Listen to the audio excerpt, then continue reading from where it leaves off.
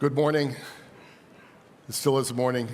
It's great to see you all here in person. It's wonderful to have so many people here online from all over the world and, of course, across all of our allies in Europe as well. And so it's my honor to introduce someone I've known a long time now, the NATO Secretary General Jens Stoltenberg. And I'm going to moderate a conversation with you in a moment, something you've called a pivotal moment for our alliance. I was going to start by saluting you on something I didn't know about, which is your great arm, because you threw out the first pitch of the Nationals game. And it was an amazing, yeah. I was there in the heat, sweating while I was watching you. But it was an amazing salute to NATO. But having been at Mellon Auditorium yesterday evening, one of the most moving events I've been at, I'll instead quote President Biden, what he said to you as he gave you the Presidential Medal of Freedom, to a standing ovation, a really remarkable moment. He called you a man of integrity and intellectual rigor, a calm temperament in moments of crisis, a consummate diplomat. And I think the consummate diplomat, a person who can engage with leaders across all spectrums and across all nationalities. And I just want to salute you and on behalf of everyone in the audience for more than a decade of the most extraordinary leadership. So let's start with that.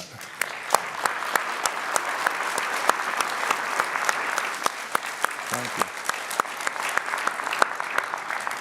So we at the Atlantic Council gave you our highest honor, the Atlantic Council Distinguished Leadership Award in 2017, and I consider that visionary. We knew you'd already accomplished a lot in your life, and I won't go through it all. You know, Prime Minister of Norway, all the things you've done for NATO and at NATO in terms of strengthening its defense, strengthening the defense spending, and I think it would take too long to go on that, and you're a humble man, and I don't think you would even want that. So I'm going to go right into the questions. You laid out 3 goals for this summit: increasing support for Ukraine for the long haul, reinforcing collective defense, and deepening global partnerships. I'm sure they're all important, but for this week, what do you consider most crucial? I will answer that in a moment, but let me first say that it's great to be here, to be at the public forum, and many thanks to you, Fred, and also many thanks to all those who have organized and are making this event possible, because this is an important part of the summit, the public outreach, which this public forum is a very important part of. Then, thank you for your kind words. It has actually been a great privilege serving as Secretary General of NATO for 10 years. And I see around in the audience here, there are many people who have helped me, supported me. So many thanks to all of you for your advice, your help, and support throughout these years. Then, on throwing the first pitch, that is the most difficult task I ever committed as Secretary General of NATO.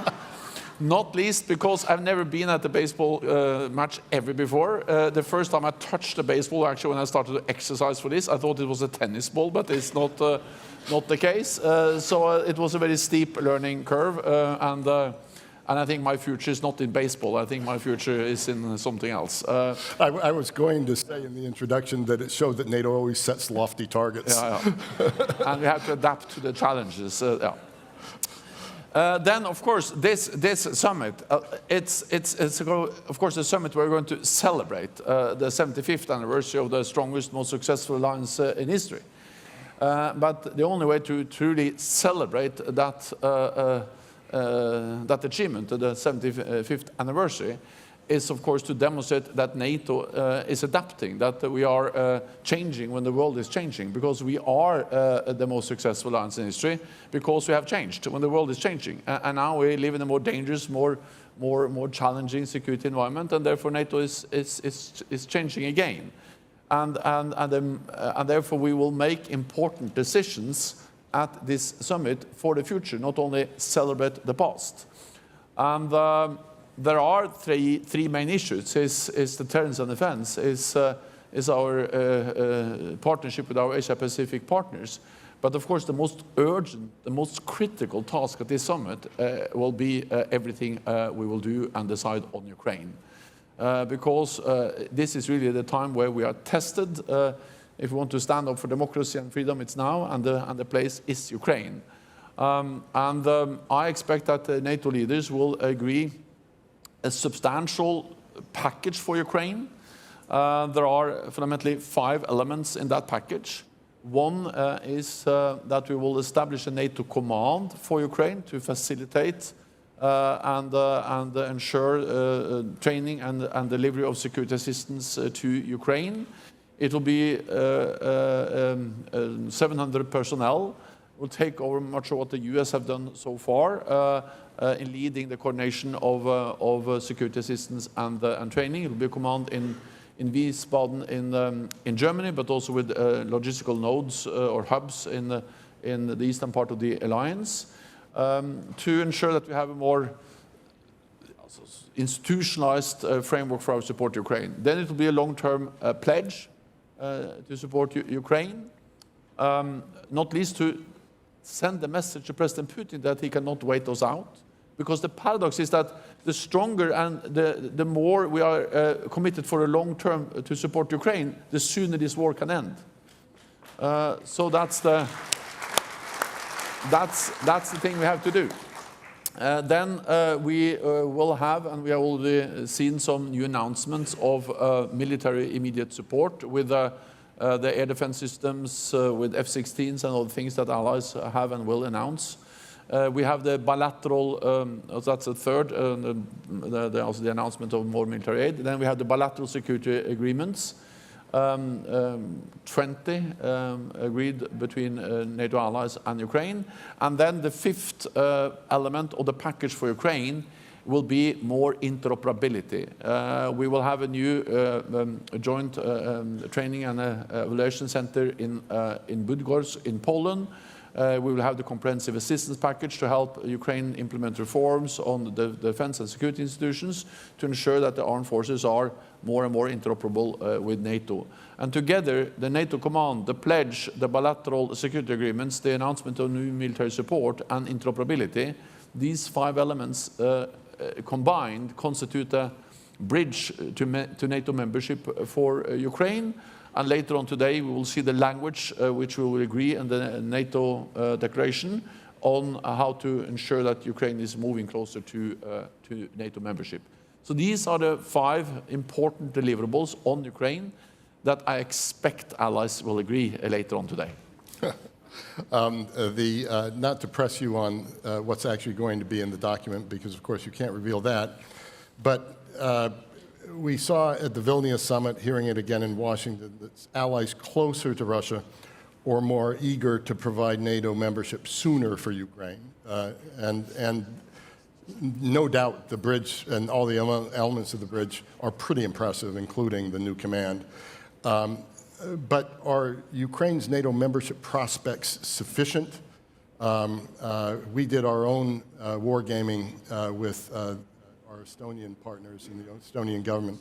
We found almost under any scenario Ukraine was safer in NATO, that Russia would respond in a way that would be less provocative with it in than outside.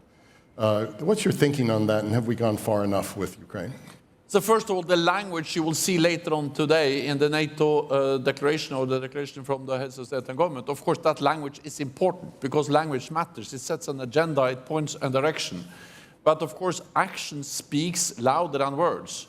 So in addition to the language in the declaration on membership, which again is important, I think that what we actually do together with Ukraine is as important. And therefore, the fact that we now have a NATO framework, we'll have a NATO framework around the support. The fact that we have a long-term NATO commitment when we agree the pledge. And also the fact that we actually are delivering more weapon systems to Ukraine. All of that is helping Ukraine to become closer to NATO membership. Because when we now deliver F-16s, we don't only deliver F-16s, we deliver the training, the doctrines, the operational concepts that will actually move Ukraine closer to being fully interoperable with NATO on more and more areas. So again, language is important, but the elements in the package I mentioned, they are actually changing the reality, enabling Ukraine to come closer to membership. So we can then, when the time is right, when we have consensus and the political conditions are in place, so when an invitation then is issued, they can become members straight away. I cannot give you a date because, as you know, there has to be consensus in this alliance on membership. But what I can say is that when the fighting stops in Ukraine, we need to ensure that that's really the end. Because what you have seen is a pattern of aggression. First, Russia annexed Crimea. We said that was unacceptable. After some few months, they went into Eastern Donbass. We said that that was unacceptable. Then we had the Minsk I agreement with the delimitation of the ceasefire line.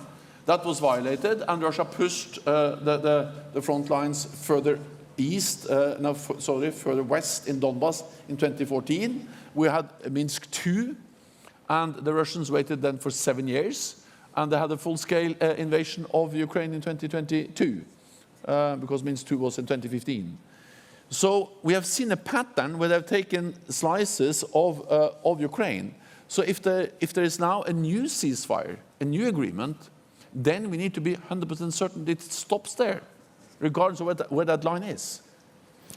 And therefore, I strongly believe that when the fighting stops, we need to ensure that Ukraine has the capabilities to deter future aggression from Russia, and they need security guarantees. And of course, the best and strongest security guarantee will be Article 5. So therefore, I believe that a way to ensure that it stops is actually NATO membership.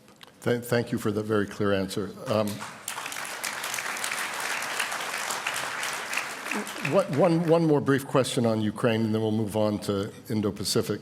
In a press conference you had with President Macron a couple of weeks ago, you noted recent gaps and delays and how they've led in funding and weapons and led to battlefield consequences. You said, quote, "We must give Ukraine the predictability and accountability it needs to defend itself." So 2 questions. Is everything you've talked about today that's going to be agreed enough? And secondarily, not just with uncertainties in U.S. politics, which exist, but also uncertainties in European politics, do you worry at all about the sustainability of that support over time? So first of all, you are right that I have referred to, I also did that in Kiev in a meeting with President Zelensky earlier this spring, to the fact that during this winter and the early spring, allies didn't deliver on their promises to Ukraine. We saw the delays in the US, months agreeing a supplemental, but we also saw European allies not being able to deliver the ammunition and the support they have announced. So of course these gaps and these delays in military support to Ukraine, they created a very difficult situation for the Ukrainians on the battlefield. The good news in that difficult situation is that despite of the delays in our support to Ukraine, the Ukrainians have actually been able to hold the line, more or less. So the Russians have not been able to utilize these delays in really making any big advantage on the battlefield. Now we are providing more support, and I'm confident that allies will now actually deliver, and we see that, for instance, ammunition moving into Ukraine has been a significant increase over the last weeks. The purpose of a stronger NATO role in providing training and security assistance, the purpose of the command and the purpose of the pledge is, of course, to minimize the risks for future delays and gaps. But of course, you don't have guarantees, because at the end of the day, it has to be support in all the individual allied capitals and parliaments to providing this support. And at the end of the day, you have to go to the Congress, to the parliaments across Europe and Canada to get support.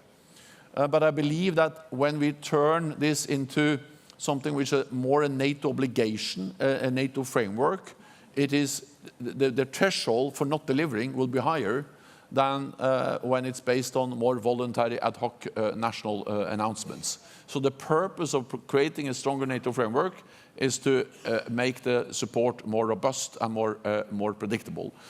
It's also another part of this NATO framework for the support on the pledge and the command, and that is that it will visualize and ensure burden sharing. Because my impression is that, especially in the United States, there's this perception that the United States is almost alone in delivering support to Ukraine. That's not the case. When you look at military support, roughly 50% of the military support is provided by European allies and Canada. 99% of the support, military support to Ukraine, comes from NATO allies, but 50% of that comes from European allies and Canada. If you add economic, macroeconomic support, humanitarian support, the European allies are providing much more than the United States. So the point with the pledge is to ensure that we have some kind of agreed formulas for burden sharing, that we have more transparency, and also that we have more accountability. Because then we can use NATO to count, to measure, and to ensure that allies deliver. It's not the same, but it's a bit like the 2% pledge. Because the importance with the pledge we made in Wales in 2014 was actually to give NATO a role to enforce and to ensure that allies delivered. And also that we agreed how to count and what to count. And that's also what we now do with the pledge, to agree how to count and what to count, and to give NATO a role to having also accountability. So again, there are no guarantees, but by giving NATO that role, I think the likelihood for allies delivering what they have promised will increase, and the likelihood of new gaps will decrease, and that's the purpose of giving NATO a stronger role. Thank you, Mr. Secretary General. Let's go to China. This 2022 strategic concept, NATO strategic concept, recognized China as a challenge for the first time and the broader rules-based system.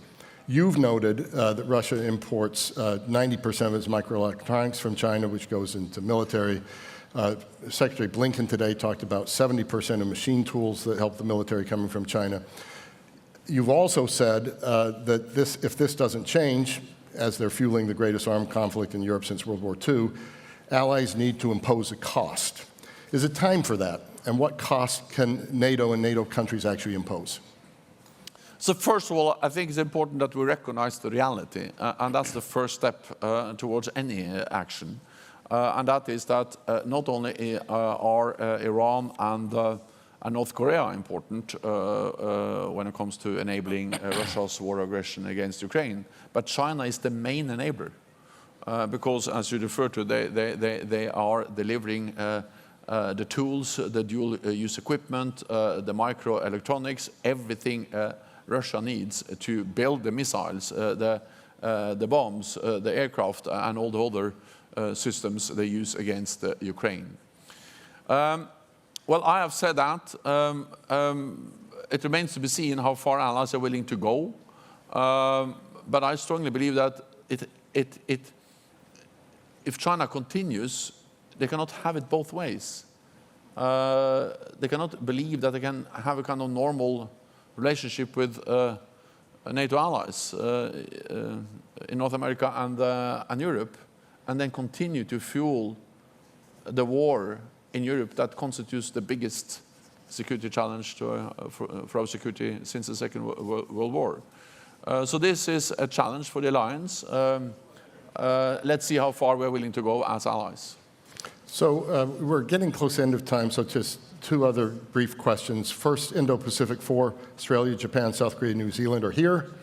Third time taking part in NATO summit, but it's going to be the first NATO joint document with this group. Can you give us some insight into what might be in it and any concrete outcomes? Yeah, so first I would just say that the fact that we now are engaging so closely with our Indo-Pacific partners, Australia, Japan, New Zealand, and South Korea, that reflects a change in NATO, because that was not the case a few years ago. And as many of you may know, the first time we mentioned China in an agreed negotiated document in NATO is at the NATO summit in London in 2019. And in the previous NATO strategic concept, China was not mentioned with a single word. Now China has a prominent place in the strategic concept we agreed in Madrid. And the fact that we now are engaging so closely with our Indo-Pacific partners reflect, of course, the fact that we have to take China seriously when it comes to the challenges it poses for our security. And the war in Ukraine is perhaps the most obvious example, or as the Japanese Prime Minister has said several times, what happens in Ukraine today can happen in Asia tomorrow. We are now working with our Asia-Pacific partners how we can do more together with them. We will agree some flagship projects. That's about technology, it's about support Ukraine. But we are also working, for instance, as part of our defense industrial pledge, how we can ramp up defense industrial production and cooperation with these countries. They are big, some of them, on defense industry. We can work closely with them to ramp up our combined defense industrial capacity. We can exchange more information. And I also welcome the fact that more and more allies are now also conducting joint exercises. Recently, there was a big air exercise. Allies are also more and more actively also looking into how they can also have more naval exercises with our Asia-Pacific partners. Because NATO will remain an alliance of North America and Europe. We will not be a global NATO. NATO will be North America and Europe. But this region, the North Atlantic region, we face global threats. And the reality is that's nothing new. Global terrorism, international terrorism, brought us to Afghanistan. Cyber is global. Space, which is becoming more and more important for our armed forces, is truly global. And of course, the threats and challenges that China poses to our security is a global challenge. So this region, the North Atlantic region, faces global challenges. We will remain a regional alliance, but we need to work with our global partners, the Asia-Pacific partners, to address these global challenges. That, I guess, will be a very important issue at the next NATO summit. I will not be there, but I'm certain it will be a great... And that brings me to my final question. This is your swan song summit. Yeah. And as you prepare to step down, I think everybody in the audience, everybody virtually, would love to hear what gives you the most hope stepping down from this, but also what gives you the most concern. So first of all, I'm an optimist, because the reality is that we are very different in this alliance. We are different countries with different history, different culture from both sides of the Atlantic, and we have different parties.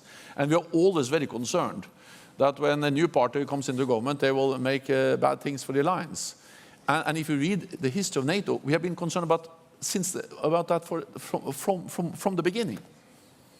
There were big concerns in NATO when we had when you actually got a democratic elected government in Portugal in 1975.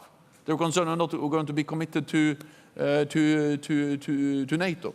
There were concerns when you had some left-wing parties coming into government in some European countries in the 70s. When I formed my government in 2000, my second government in 2005, there were big concerns that we had a left socialist party there. It went quite well, to be honest. And now there are big concerns again. But the reality is that despite all these differences, which are part of NATO, we have proven extremely resilient and strong. Because when we face the reality, all these different governments and politicians and parliamentarians, they realize that we are safer and stronger together. And that's a very strong message. And that's the reason why this alliance prevails again and again. As I said in my speech yesterday, we cannot take it for granted. It's not a given. It was not a given in 49. It's not a given now. It's not a given in the future.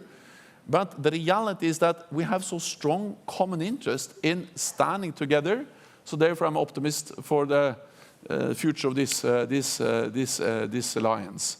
That was the first question. The second I've forgotten. I think I answered both of them. But I will only say one thing, and that is that I remember very well when I became Prime Minister in 2000. First of all, I attended my first NATO summit in 2001. That was a very different guest list. It was President Bush, newly elected. It was Gerhard Schröder, Tony Blair, very different people then than now. So I think it's time for me to leave. But second, also, I remember then my predecessor, when I became Prime Minister in 2000, she told me, so Gro Harlem Brundtland, the Norwegian Prime Minister, she told me, Jens, you have to remember that most of your life you will be former Prime Minister.